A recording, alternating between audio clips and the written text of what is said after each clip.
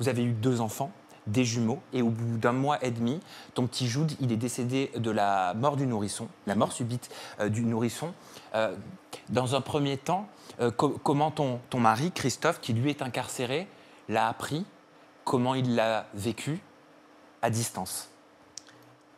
Comment il a appris C'est moi qui ai appelé, j'ai appelé, je l'ai appelé. Je l'ai appelé, je lui ai dit. Après, je crois que j'avais envoyé aussi un message à sa SPIP, parce que c'était très grave, il fallait qu'il rentre. En fait, il fallait qu'il vienne, mais de toute façon, il avait une permission qui était normalement pour la famille. Et ben du coup, il est venu pour un enterrement, quoi, à la finale. Mais ça c'est voilà, il devait sortir, mais ça s'est fait. Enfin, j'ai dû le tenir au courant, donc par le biais de personnes, j'ai dû lui dire. Donc, je lui ai dit les mots, hein, comme ils étaient. Hein. Je ne suis pas passée par 4 chemins.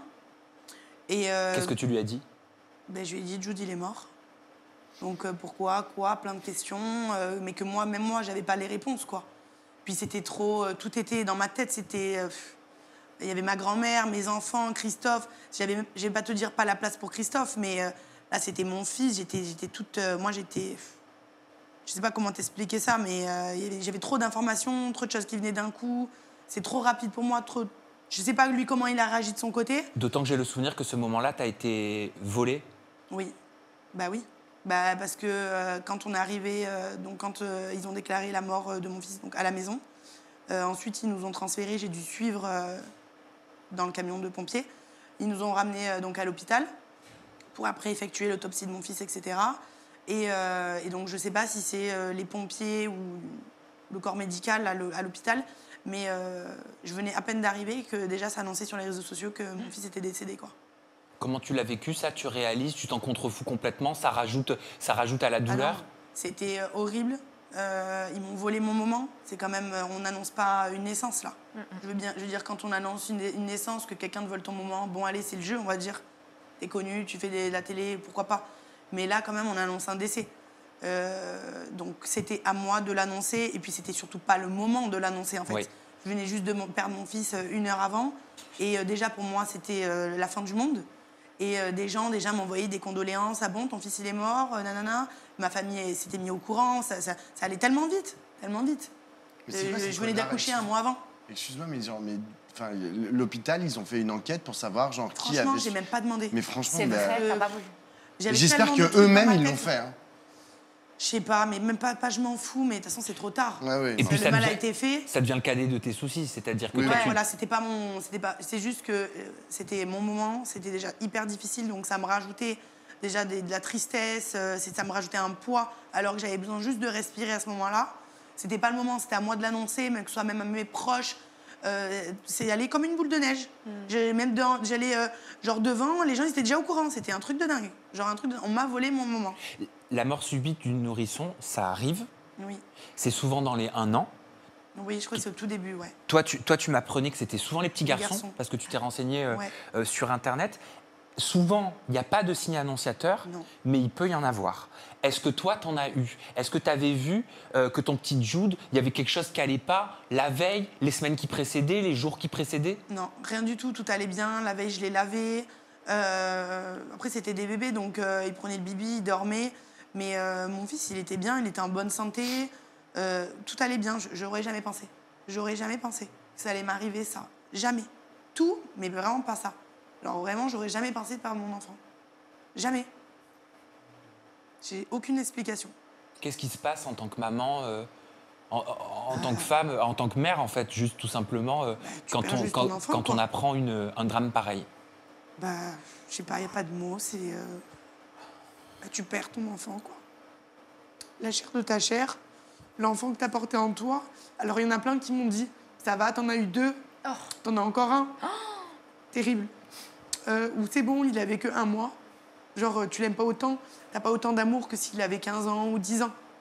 C'est affreux. Moi, c'était mes enfants, j'en avais 2. Quand je suis rentrée chez moi, tout était figé. C'est comme quand j'étais partie, donc, de lit, les serviettes, les habits, tout était en double. Donc, on est resté sur un moment figé et je reviens sans mon fils. Donc, on m'arrache une partie de moi, quoi. En tant que maman, c'est horrible. Et là, quand tu parles du fait que tout était à double, c'est vrai qu'on n'oublie pas qu'en plus, c'était une grossesse gemellaire, donc il y en avait 2. Est-ce que tu as eu des craintes par rapport à celui qui est resté, de se dire du jour au lendemain, j'ai plus mon dos de ma moitié? Il paraît qu'il y a un lien tellement spécial entre les jumeaux. Est-ce que les médecins t'ont parlé de ça? Non, ils m'ont pas vraiment parlé de ça. C'était plus, en fait, j'ai eu très peur pour mon fils Leroy après. Ah, je dormais plus. J'en parle beaucoup dans mon livre. En fait, il fallait même pas que je le voie respirer. Il fallait qu'il bouge. Genre, mon fils, le pauvre, je le réveillais tout le temps. Il fallait qu'il me fasse comme ça. Je voyais qu'il était vivant. En fait, j'ai encore l'image de mon fils Jude dans son lit, sans vie. Et donc, Leroy, après tout ça, je suis devenue paranoïaque. Parano. Surtout J'ai que- acheté un truc pour lui mettre au pied. Là, j'ai un petit matelas que tu mets en dessous. Mais au tout début, il fallait que je le secoue. Il fallait qu'il bouge. Je dormais plus la nuit. J'étais parano. Et surtout que, après, je pense qu'on va en parler après, mais c'est pas la première fois que tu as des soucis de santé, heureusement, qui se sont pas terminés comme ça, mais avec ta première. Est-ce qu'à un moment, tu te dis, mais le sort, il s'acharne, quoi? Pourquoi Ah, mes vraiment. enfants? Ah non, mais vraiment. Même pas que mes enfants. Moi, toute ma vie entière, en fait. Ouais, avec le J'ai mari. l'impression que je suis pas maudite, mais je me dis, en fait, mais je le dis souvent, mais c'est vrai, dès que j'ai un petit brin de bonheur ou un petit truc qui est bien dans ma vie, j'ai l'impression qu'à chaque fois, il y a tout qui s'écroule. Et puis après, j'ai encore du bonheur, et puis ça repart. Ça revient, ça repart. C'est jamais constant. Après, je sais qu'il n'y a pas tout le temps, c'est pas tout le temps, tout le monde n'est pas tout le temps heureux. Mais moi, c'est quand même des événements qui sont assez graves. Après, perdre une maman, il y en a beaucoup aussi qui ont perdu. Perdre un enfant, je ne suis pas la seule. D'ailleurs, la mort subite du nourrisson, c'est la première cause de mortalité chez les bébés. Donc, il y a plein de choses. C'est juste que moi, j'ai vécu beaucoup de choses fortes, très rapidement quand même.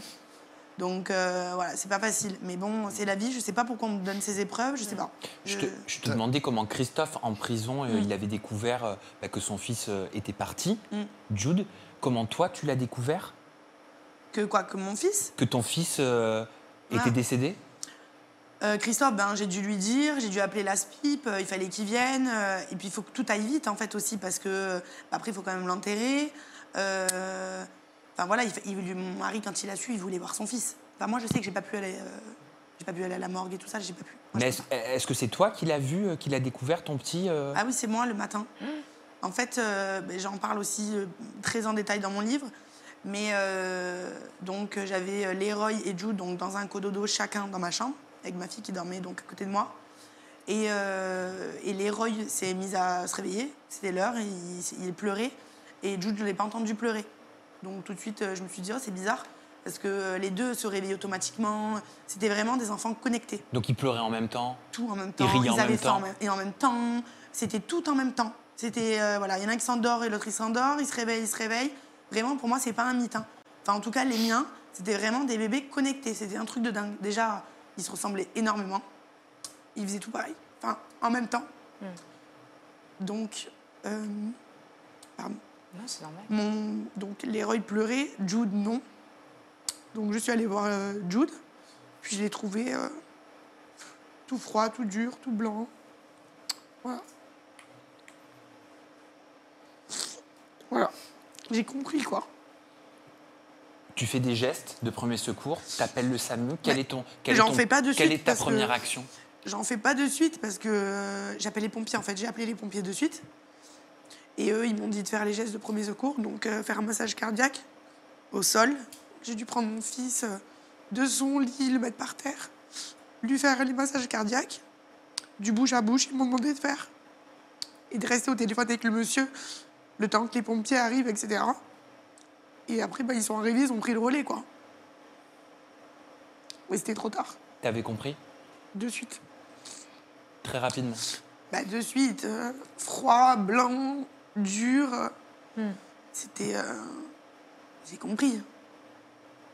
Est-ce que tu as eu un encadrement médical, une aide thérapeutique à la suite de Après- ça? Ils s'occupent de vous, les parents qui Après, je vivent suis ça? allée à l'hôpital, ils ont gardé... En fait, quand mon fils, après, il est décédé, ils ont pris Leroy, ils l'ont gardé en observation à l'hôpital Ok. pour voir s'il n'avait pas de maladie. Ils ont fait plein de tests, plein de tests. Donc, on est resté un petit moment, mais moi, je voulais rentrer chez moi. Je voulais rentrer chez moi, il y a plein de gens qui venaient voir dans la chambre. En plus, j'avais d'accoucher dans cet hôpital un mois avant. J'avais accouché pour ma fille là-bas, puis je suis influenceuse, les gens me reconnaissent, donc j'avais beaucoup de gens qui venaient, des gens de l'hôpital. Hein. Mais voilà, j'étais pas à l'aise, j'avais envie de rentrer chez moi, de retrouver ma famille. Je voulais rentrer à la maison. Donc après, même moi, j'étais pas bien. Donc je me suis dit, il faut que j'aille voir une psychiatre, quoi. Bah oui, ouais. Donc je suis allée voir. On m'a proposé des médicaments. J'ai pas voulu. J'ai pas voulu et j'ai vu une fois, j'ai arrêté. Et pendant 45 minutes, j'ai pleuré. Du début jusqu'à la fin. Après, ils m'ont dit, ça y est, ça fait 45 minutes, il faut s'en aller. Donc je suis partie, j'étais frustrée. Enfin, j'avais toujours ce truc en moi, quoi. Et c'est ça qui est difficile, surtout face à un drame, face à une tragédie, c'est la réalité de la vie.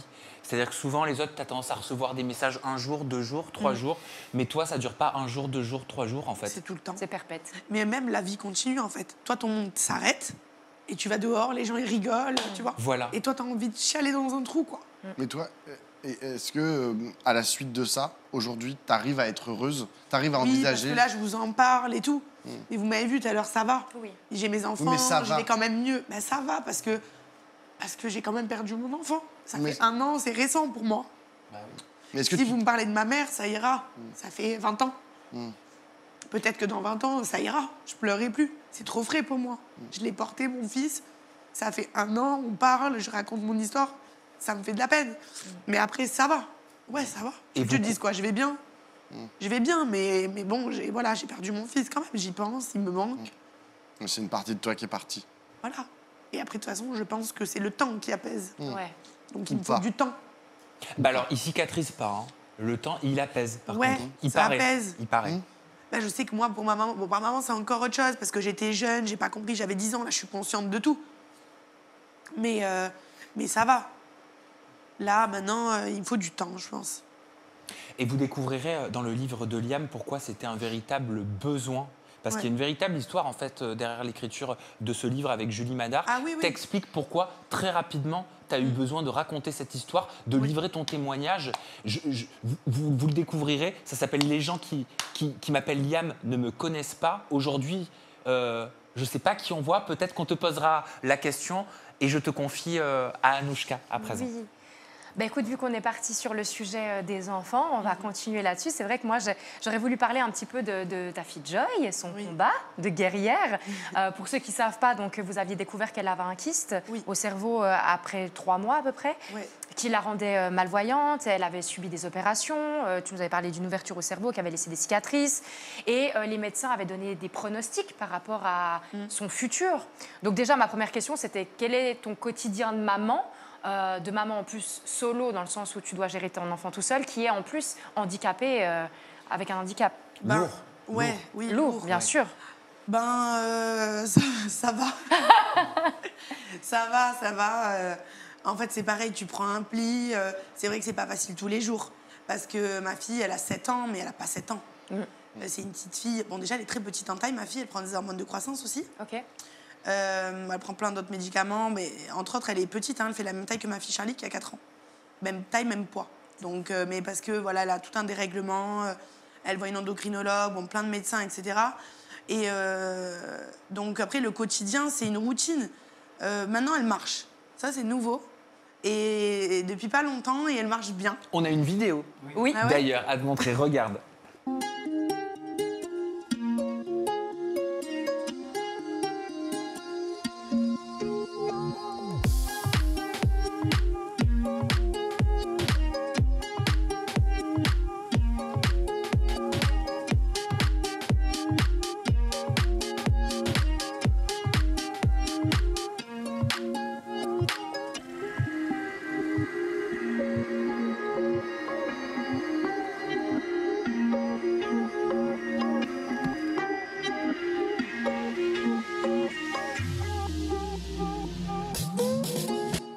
C'est des images qui te touchent alors qu'elles datent d'il y a plusieurs mois. Ouais, c'est vieux. Ouais.